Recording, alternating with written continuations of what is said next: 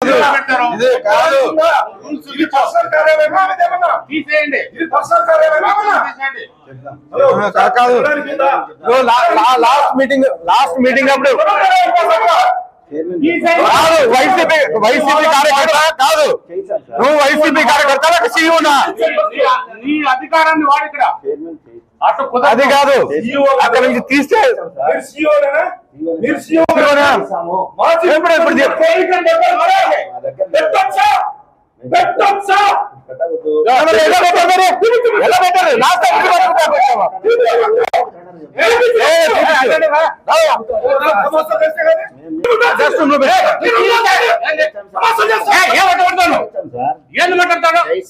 ఎప్పుడు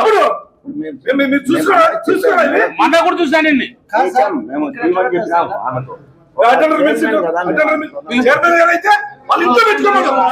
పెట్టుకోమను మాకు అభ్యంతరం లేదు ప్రభుత్వ కార్యాలయం ఇది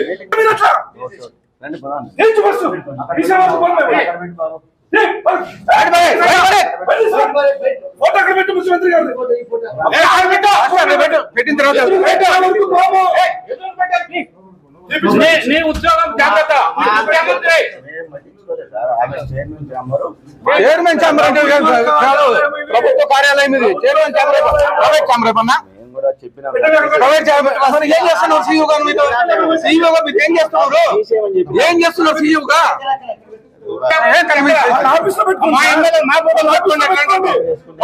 పెట్టుకోండి వాళ్ళ ఇంట్లో పెట్టుకోండి వాళ్ళ పూజ గదిలో పెట్టుకోండి మాకు అభ్యంతరం లేదు ఇది ప్రభుత్వ కార్యాలయం వైసీపీ పార్టీ ఆఫీస్ కాదు ఎట్లా చెప్తారు మీరు అట్లా మేము పెట్టమని చెప్పాలి సార్ తీసేయాలి కదా గౌరవంగా ఎవరిని మేము గౌరవిస్తాం కొంచెం కింద పెట్టు మీకేనా వాళ్ళకైనా కొంచెం కింద పెట్టు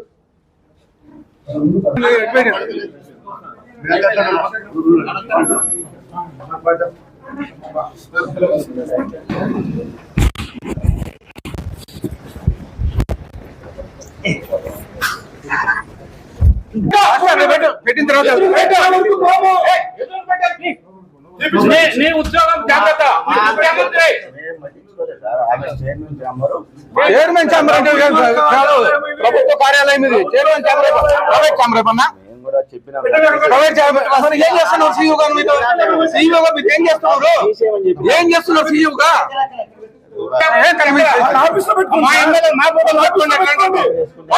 పెట్టుకోండి వాళ్ళ ఇంట్లో పెట్టుకోండి వాళ్ళ పూజ గదిలో పెట్టుకోండి మాకు అభ్యంతరం లేదు ఇది ప్రభుత్వ కార్యాలయం వైసీపీ పార్టీ ఆఫీస్ కాదు ఎట్లా చెప్తారు మీరు అట్లా మేము పెట్టమని చెప్పాలి సార్ తీసేయాలి కదా గౌరవంగా ఎవరిని మేము గౌరవిస్తాం కొంచెం కింద పెట్టు మీకేనా వాళ్ళకైనా కొంచెం కింద పెట్టు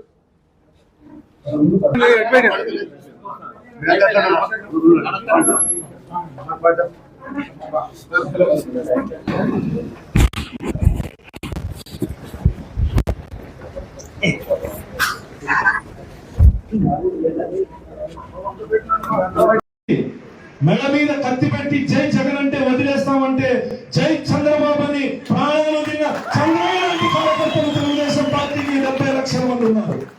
అది తెలుగుదేశం పార్టీ యొక్క గొప్పతనం. జై జగన్ అంటే ప్రాణాలతో వదిలిపెడతారు, కానీ నా ప్రాణం తీసినా సరే నేను అనను జై చంద్రబాబు జై తెలుగుదేశం అని ప్రాణాలను వదిలినటువంటి పల్నాడు చంద్రయ్య లాంటి కార్యకర్తలు. ఆ 5 సంవత్సరాల్లో నియోజకవర్గ స్థాయిలో అనేక మంది కార్యకర్తలు నాయకులు అక్రమ కేసుల్లో జైలుకు వెళ్లడం జరిగింది. అదేవిధంగా అనేక రకాలుగా వ్యాపారాలు విధ్వంసం చేయడం జరిగింది. ఇక్కడ మన నియోజకవర్గంలో కూడా మంత్రిగుంట తిప్పేశ్వర క్రసర్లు కానీ చాలా మంది ఇప్పటికీ పాండురంగ చాలా మంది ఇప్పటికీ మంత్రి గారి దగ్గర తిరిగి క్లియర్ చేయమని చెప్పి అడుగుతాను. అంటే ఆస్తులు ధ్వంసం చేసిన, ప్రాణాలు తీసిన, జైలుకు పంపిన, జెండాను మాత్రం మార్చినటువంటి నిజాయితీ కలిగినటువంటి కార్యకర్తలు తెలుగుదేశం పార్టీ సొత్తు. గత 5 సంవత్సరాల్లో దుర్మార్గమైనటువంటి పరిపాలన, దళితుల్ని ఊచకోత వేసినటువంటి పరిపాలన, బీసీని పెట్రోల్ వేసి తగలబెట్టినటువంటి పరిపాలన, మైనార్టీలని ట్రైన్ కింద పడి ఆత్మహత్య చేసుకునే విధంగా ఉన్నటువంటి దుర్మార్గమైనటువంటి పరిపాలన, మహిళల మీద, నిండు గర్భిణీల మీద అత్యాచారాలు అధిక సంఖ్యలో జరిగినటువంటి దుర్మార్గమైనటువంటి పరిపాలన, చీకటి పరిపాలన. అలాంటి దుర్మార్గమైనటువంటి పరిపాలనని అంతమొందించేందుకు బాధల్లో ఉన్నటువంటి ప్రజలు, రైతులు, ఉద్యోగులు, యువకులు, మహిళలు అందరికీ భరోసా యువగలం అనే పాదయాత్రతో ప్రారంభించి 400 రోజులు 4000 కిలోమీటర్లని ఆ పాదయాత్రలో అనేక ఇబ్బందులకు గురి చేసిన, లాఠీ చార్జీలు చేసిన, వైసీపీ గుండాలు రాళ్లతో వేసిన, చివరికి లోకేష్ గారు మాట్లాడేటువంటి మైకు లేకుండా, నిలబడుకునేటువంటి స్టూలు లేకుండా ఆ పాదయాత్ర ఆపకుండా చంద్రబాబు గారు, నందమూరి తారక రామారావు గారి యొక్క ఆత్మస్థైర్యంతో మొదటి అడుగు ఎక్కడైతే వేశారో చివరి అడుగు ఎక్కడ ఆపుతానన్నాడో అక్కడి వరకు పాదయాత్ర కొనసాగించి ఈ క్రమంలో అన్ని వర్గాల ప్రజలకు ఆత్మస్థైర్యాన్ని నింపుతూ, బాధింపబడినటువంటి ప్రజలకు భరోసానిస్తూ, అన్ని నియోజకవర్గాల్లో చైతన్యమయ్యే విధంగా మాట్లాడుతూ, స్పీచ్లు ఇస్తూ పాదయాత్రని కొనసాగించినటువంటి నారా లోకేష్ గారి యొక్క కృషి ఈ ఎన్నికల్లో విజయానికి తోడ్పడిందనేది అతిశయోక్తి కాదని చెప్పి సందర్భంగా మీ అందరికీ తెలియజేస్తాం. ఏ రకంగా పాదయాత్ర ఆపాలి, తండోపతండాలుగా ప్రజలు బ్రహ్మరథం పడతా ఉన్నారు. మహిళలు లోకేష్ గారిని చూసేకి బారులు తీరుతా ఉన్నారు. ఒక అర్ధ గంటలో ఒక పట్టణం దాటాల్సినటువంటి పరిస్థితుల్లో 4-5 గంటలైనా సరే ఆ ఊరు దాటేటువంటి పరిస్థితి ఏర్పడతా ఉంది. అలాంటి క్రమంలో అనేక కుట్రలు చేయడం జరిగింది. చివరికి జీవో నెంబర్ 1 తీసుకొచ్చి పాదయాత్రను ఆపాలని చూశారు. జీవో నెంబర్ 1 తీసుకొచ్చిన తర్వాత చిత్తూరు జిల్లాలో 45 రోజులు ప్రతిరోజు గొడవలు, కొట్లాట్లు, పోలీసులతో గొడవలే.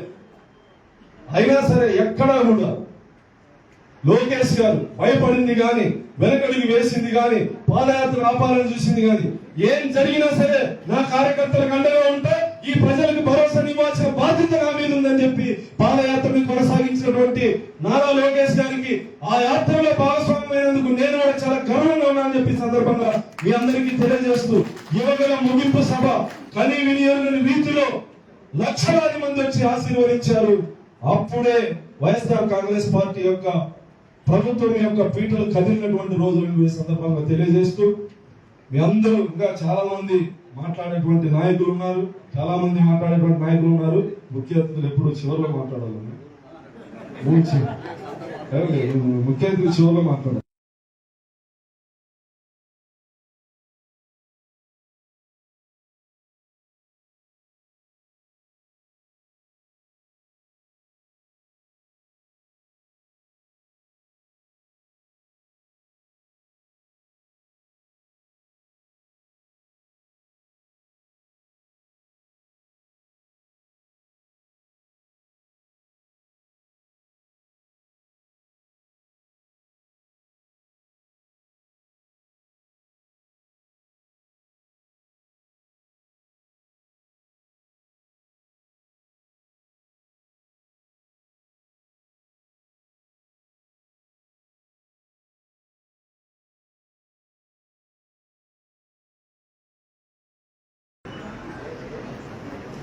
సభాధ్యక్షులు